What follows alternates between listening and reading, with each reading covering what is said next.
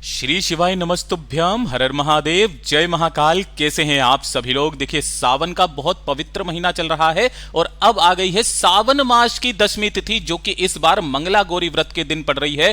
पूज्य गुरुजी ने कहा कि इस साल का जो सावन है वो पूरा 72 सालों के बाद में ऐसा सावन आया है, जो सोमवार से शुरू हो रहा है, सोमवार को ही खत्म हो रहा है। इससे पहले ये 27 जुलाई 1953 में आया था और उसके 72 साल के बाद में इतना अद्भुत सावन आया है, जो कि आपकी समस्त कामनाओं की पूर्ति करता है। और इस सावन मास की केवल और केवल दशमी तिथि के दिन करने वाला यह उपाय आपके जीवन की जितनी भी धन की समस्याएं होती है वो हमेशा के लिए खत्म कर देती है। मात्र शमी के 7 पत्तों से आपको यह उपाय करना है। पूज्य गुरुजी की कथा से सुन करके और समझ करके पूरे उपाय को बड़े ही आसान भाषा में आपको बताऊंगा, परंतु उससे पहले आप सबसे एक छोटी सी प्रार्थना। जो लोग पहली बार आए हैं, चैनल को सब्सक्राइब जरूर कीजिएगा और वीडियो को लाइक करके देवादिदेव महादेव का कोई सा भी प्यारा नाम कमेंट बॉक्स में लिखना बिल्कुल भी मत भूलिएगा। इस पूरे वीडियो में हम 3 महा उपायों के बारे में बात करेंगे, जो कि आपकी समस्त कामनाओं की पूर्ति करेंगे। तो ध्यान से सुनते चले जाना, समझने की कोशिश करना। सबसे पहले बात करते हैं पहले वाले उपाय की, जो कि आपको शमी के 7 पत्तों से करने होंगे।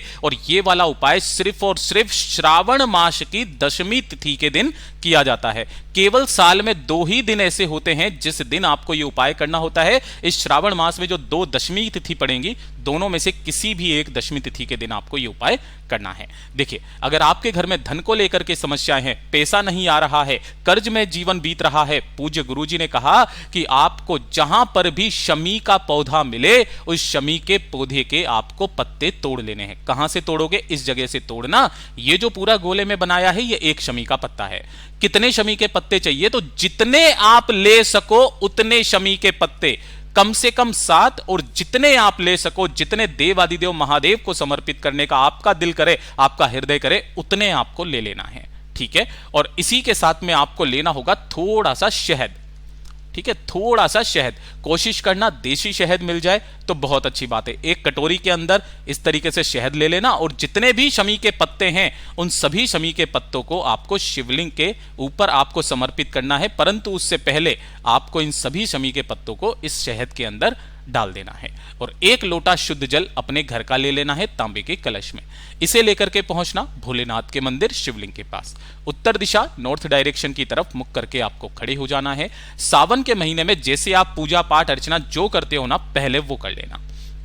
ठीक है। उसके बाद में जब आप इस उपाय को करेंगे तो पहले आपको 1 लोटा शुद्ध जल अपना नाम और गोत्र बोल करके भोलेनाथ की शिवलिंग पर समर्पित करना है। ठीक है। पहले 1 लोटा शुद्ध जल जाएगा और जब यह पूरा जल समर्पित हो जाएगा, उसके बाद में एक एक करके जितने शमी के पत्ते हैं उन्हें शहद में डुबो डुबो करके इस शिवलिंग के ऊपर आपको श्रृंगार करना है। पूज्य गुरुजी ने कहा, चाहे आप विद्वेश्वर संहिता उठा लो, शिव महापुराण उठा करके देख लो, अग्नि पुराण, लिंग पुराण, ब्रह्म वेवर्त पुराण, इन सभी पुराणों के अंदर वर्णित है कि जो व्यक्ति श्रावण मास की दशमी तिथि के दिन शमी के पत्तों को शहद में डुबोकर भगवान शिव की शिवलिंग का श्रृंगार कर देता है, भोलेनाथ उसका श्रृंगार धन से करता है। उसके जीवन में कभी धन की कमी नहीं आ सकती। यहां तक कहा गया है कि अगर वो लगातार 3 साल के सावन में ये वाला काम कर लेता है तो उसे करोड़पति बनने से कोई नहीं रोक सकता। पूज्य गुरुजी का बहुत अद्भुत और अचूक उपाय है, जरूर कीजिएगा। बात करते हैं दूसरे वाले उपाय की। ठीक है। दूसरा वाला उपाय किन लोगों को करना है वो चीज ध्यान से सुनिएगा।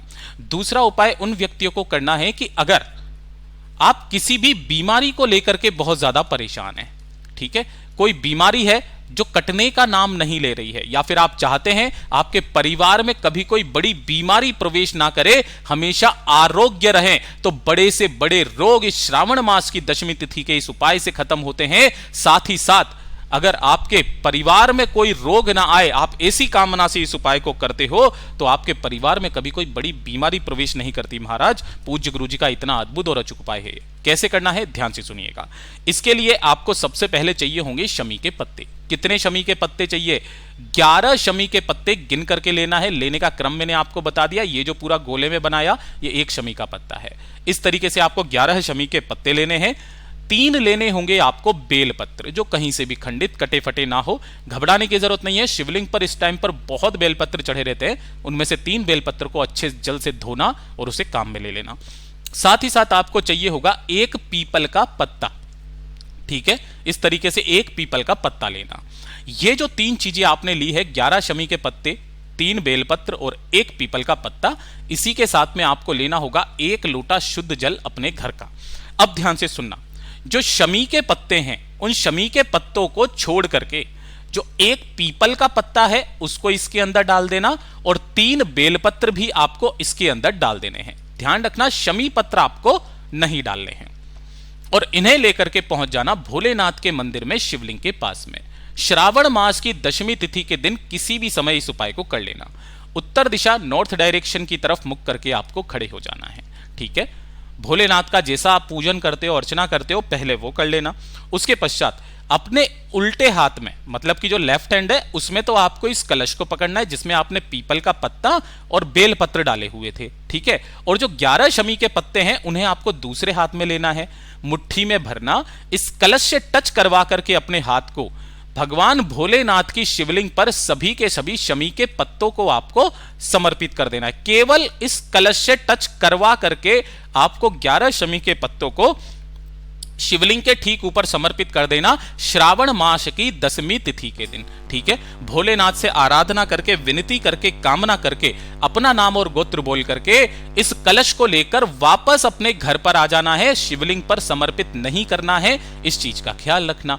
और शिवलिंग घर पे आने के पश्चात आपके घर में जो भी बीमार व्यक्ति है, जिसकी बीमारी को खत्म करने की आप कामना कर रहे हो, उसके कमरे में रात भर आपको इसे रखे रहने देना है। पूज्य गुरुजी ने कहा कि अगर आप चाहते हो आपके परिवार में कभी किसी को कोई बड़ी बीमारी प्रवेश ना करे, तो अपने पूरे परिवार के लिए कर रहे हो तो अपने घर के मंदिर में इस कलश को 1 रात्रि रखे रहने देना, यानी कि श्रावण मास की दशमी की रात्रि को। ठीक है, अब जब एकादशी आएगी, श्रावण मास की एकादशी, उस दिन आपको सुबह उठ करके ना ही कुछ खाना है ना ही कुछ पीना है। उस जल को सबसे पहले आप सभी लोगों को, जो बीमार व्यक्ति है वो भी और परिवार के सभी सदस्यों को इस जल का पान मात्र भी कर लेता है तो उस परिवार में कभी कोई बड़ी बीमारी प्रवेश नहीं करती। और जो इसके अंदर 3 बेलपत्र और एक जो पीपल का पत्ता है उसे ले जा करके किसी भी बेलपत्र पेड़ के नीचे रख करके आ जाना। पूज्य गुरु जी का श्रावण मास का सबसे सुंदर उपाय है ये, जो आपके शरीर की, आपके जीवन की समस्त बीमारियों का काट करता है। अब बात करते हैं इस वाले वीडियो के सबसे आखिरी और सबसे अंतिम उपाय, जो कि होता है तीसरे नंबर का उपाय। देखिए, तीसरे नंबर का उपाय है ना, पूज्य गुरुजी ने 2 क्रम बताए श्रावण मास में जब भी आप जल समर्पित करते हैं मनोकामना पूर्ति के लिए, बीमारी के लिए। जब आप बीमारी के लिए कोई उपाय करते हो तब आपको उपाय कैसे किया जाता है, और जब आपकी कोई मनोकामना, कोई इच्छा पूर्ति के लिए आप उपाय करते हो तब कैसे किया जाता है, इन दोनों का ही क्रम बिल्कुल अलग होता है। देखिए, जब आप बीमारी के लिए उपाय करते हो तो 1 लोटा शुद्ध जल जब आप अपने घर का लेकर के शिवालय में पहुंचते हो, या फिर कुछ भी चीज समर्पित करने के लिए जब आप शिवालय पहुंचते हो, तो उत्तर दिशा की तरफ तो आपका मुख होता है। सबसे पहले उस चीज को समर्पित किया जाता है जो कि आप लेकर के आए हो, और उसके बाद में आपको 1 लोटा शुद्ध जल बाद में समर्पित किया जाता है। यह होता है बीमारी के लिए। लेकिन जब आप अपनी मनोकामना की पूर्ति के लिए उपाय करते हैं तो पहले 1 लोटा शुद्ध जल समर्पित किया जाता है और उसके बाद में समस्त चीजों को समर्पित किया जाता है। पहले 1 लोटा जल और बाद में 1 लोटा जल चढ़ाने का महत्व अगर आपने जान लिया तो आपकी कोई भी कामना हो पूर्ण जरूर होगी। साथ ही साथ जब आप भोलेनाथ के सामने मांग मांग करके थक चुके हो, कुछ भी हासिल नहीं हो रहा, बाबा तक आपकी बात नहीं पहुंच रही है, तब पूज्य गुरुजी ने कहा कि अपने जल चढ़ाने के क्रम को बदलिए, जिसके लिए मैंने काफी सारे वीडियो आपके इस चैनल पर बराबर बताता रहता हूं। आप पूरा वीडियो अंत तक जरूर देखा कीजिएगा। जितने उपाय, जितनी कथाएं हैं, उन सभी के मैंने इस चैनल पर डेली टू डेली डालता रहता हूं, तो उन सभी को देखिएगा, करिएगा, और फिर 1 साल के अंदर अंदर आप खुद से देखना कि आप पहले कहां पर थे और अब कहां पर हैं। ये कोई और नहीं, ये मेरे देवाधिदेव महादेव की महिमा है। एक बार पूरे सच्चे मन से महादेव पर भरोसा करके देखिएगा, आपको शिव तत्व की अनुभूति ना हो तो ये मेरा वादा है। पूज्य गुरुजी के ये सभी उपाय बहुत ही ज्यादा खास और अद्भुत है, जरूर कीजिएगा। वीडियो पसंद आए तो लाइक जरूर करना, चैनल को सब्सक्राइब जरूर कीजिएगा। मैं आपसे मिलता हूं अगले वीडियो में, तब तक के लिए ओम नमः शिवाय, जय महाकाल।